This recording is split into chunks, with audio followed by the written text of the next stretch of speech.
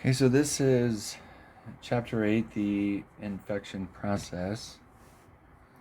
Okay, infections can get in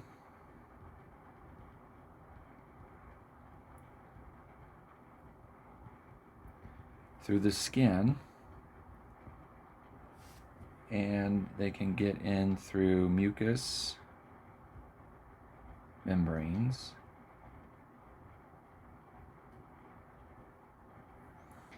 Okay, like your nose, mouth, eyes. This is one reason why you want to wash hands before you make hand to mouth, nose, and eye contact. For example, eating, and then when you're dealing with patients, you want to protect yourself and use proper personal protection equipment, such as gloves and masks, when necessary and appropriate. Okay, our microbiome is the genome of all of our microbes. Okay, the human microbiome has an estimated 100 trillion microbes, most of which live in the gut. Okay, so there is a gut brain axiom. Okay, this is a documented statement. There's some research on this, and here's the quick version. What you do to the gut, you inevitably will do to the brain. So, if there's a lot of gut inflammation and you decrease the gut microbiome because of antibiotics and poor diet and lifestyle habits and so on, well, eventually you're going to affect the brain. Okay, so that's why they call it the gut-brain axiom. Okay, the microbiome is your bacteria, or is bacteria, viruses, and fungi.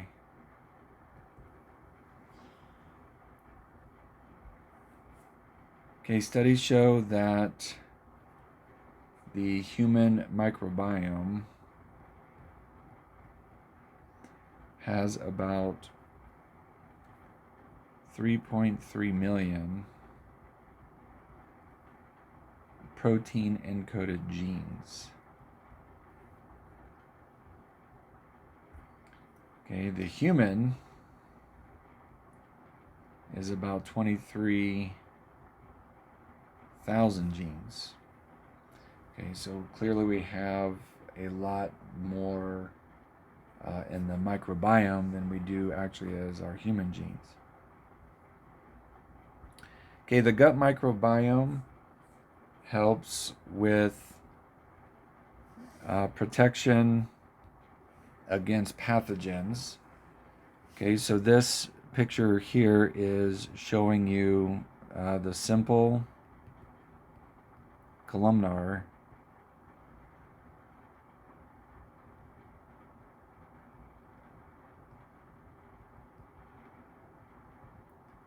epithelium.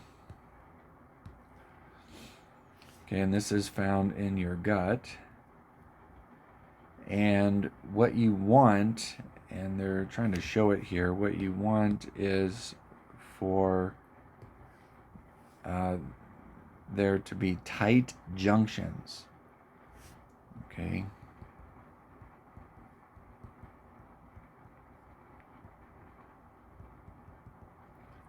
Okay, tight junctions where there's no gaps, there's no spaces as the columns are connected to each other. Okay, just a quick histology review. Simple means one layer, shaped like a column, and it's epithelial tissue, and this is found in the gut.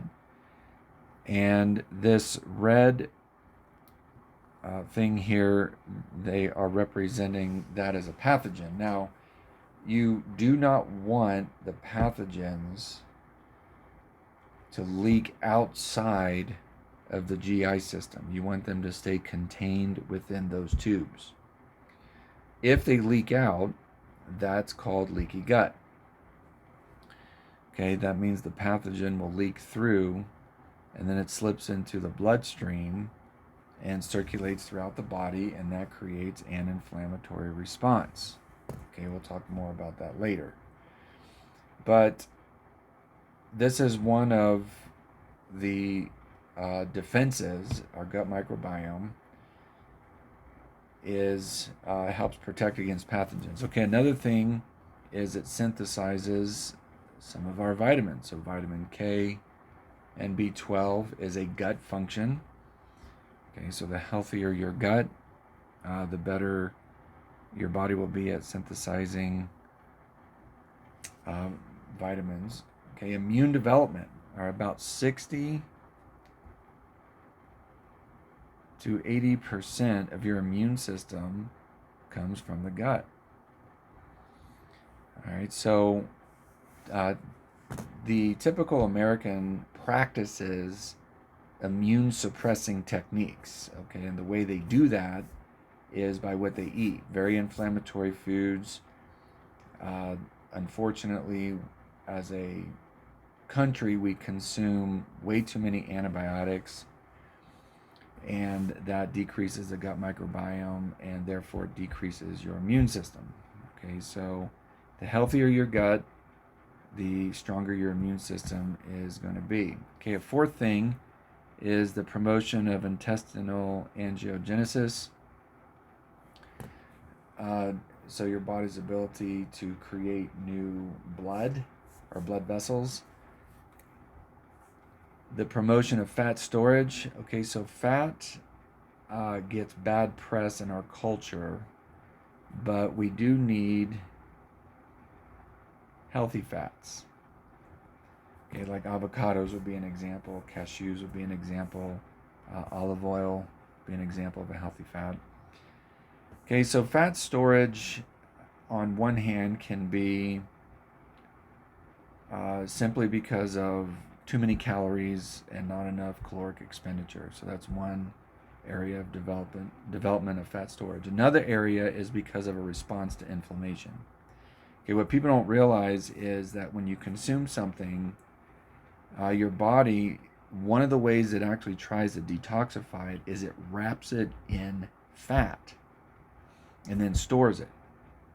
Okay, so that is not good. You don't want your body to store toxins and stuff in the fat. Okay, you want your body to have healthy fats, little to no inflammation when you eat, healthy gut, and healthy promotion of fat storage. Okay, another way the body helps and the microbiome helps is the fermentation of dietary fibers. Okay, so the gut microbiome, so we're going to translate that to probiotics, or the good bacteria. They need food. Okay, that's weird to say, but they need food, and their food is fiber. All right, so when we eat, especially things with fiber, so those are typically found in your produce, that is going to be healthy for your the good bacteria in your GI system. Okay, unfortunately, fiber is something that people don't get enough of. They don't really consume it. One reason is they simply don't consume enough of your produce, organic fruits and vegetables, for example. Okay, another one is what they do consume, a lot of that fiber has actually been removed. Okay, so your processed foods, Fiber is typically removed, and that's, of course, not going to be healthy for your gut microbiome. So a healthy diet with fiber, good for the gut. Okay, modulation of the central nervous system. All right, this is a big deal. This goes back to the gut brain axiom. Okay, if your gut is inflamed, the brain is going to be inflamed. If your gut is healthy and happy, the brain will be happy. Okay, so I'll give you a couple examples. Monosodium glutamate, or MSG, is pro-inflammatory. So if you consume it, it will inflame the gut and the brain and the nervous system. If a person is allergic to certain foods, okay, that the foods will get in, and that causes an inflammatory response. There's inflammation, so that will also inflame the brain. Here's an example that's tangible. So if you have a kid that's been diagnosed with ADHD, and you give that kid sugar and MSG and refined foods and your dyes, right, like the yellow, red, and blue dyes that are found in food and drinks, which are very pro-inflammatory and harmful to the brain and nervous system, give a kid that. See what happens. Okay, you will see that kid's response, which is an allergic reaction, an inflammatory reaction in the gut that inflames the brain, and there's the behavior. Okay, so the healthier the gut, the healthier the brain.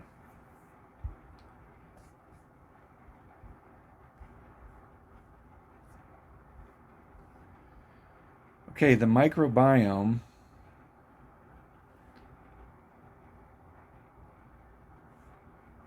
can hurt or help you. Okay, the microbiome can hurt or help you. So hurt is the opportunistic organisms that are out there, and it can help you because of, well, it's your gut and you need nutrition in order for all the cells in your body to be happy.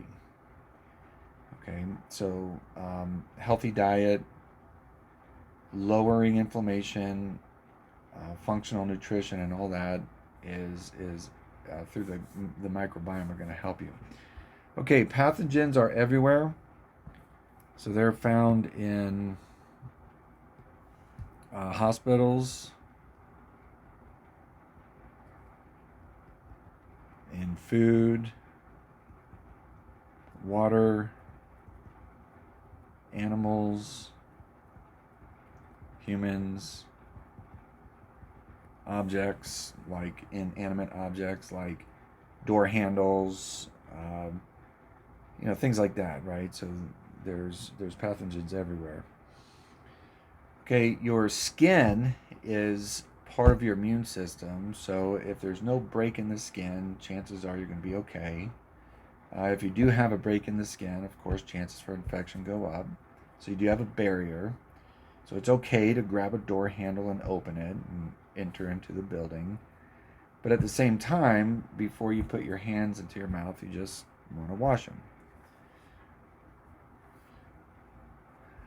Okay, ways of increasing chances of illness and impairing your immune system. Excessive antibiotics, immune suppression treatments, stress. Okay, the reason for the excessive antibiotics is because it depletes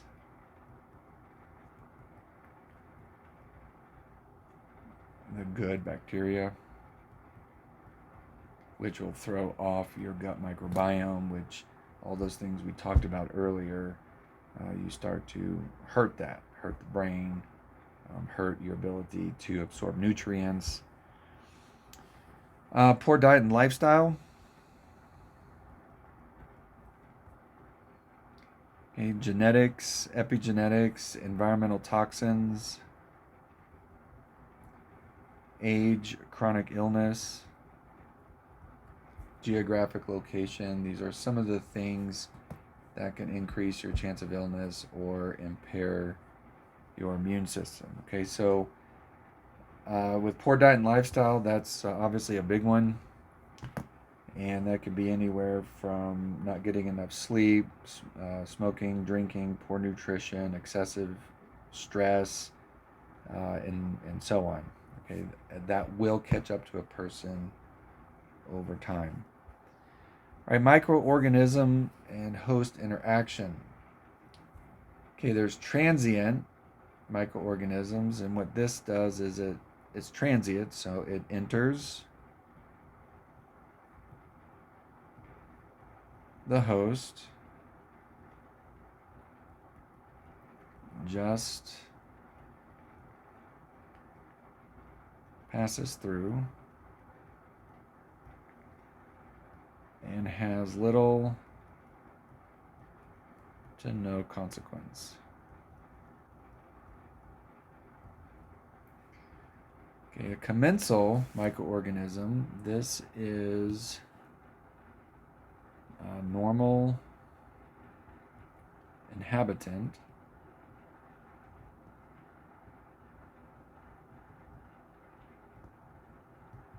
in the human. Okay, an example would be P. acnes. Okay, that's found on the skin. Bifidobacterium.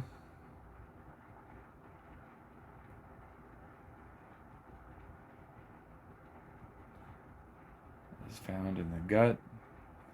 E. coli. Found in urinary and rectal tract.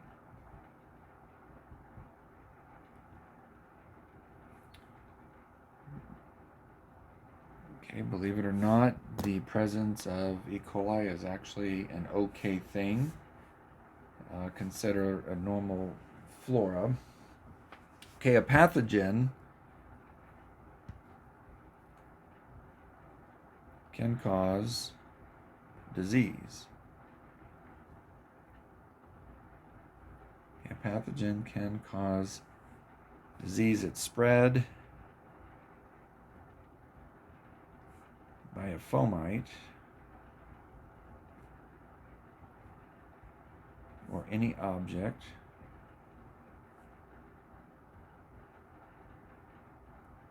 that can carry an infection. Okay, an example would be utensils,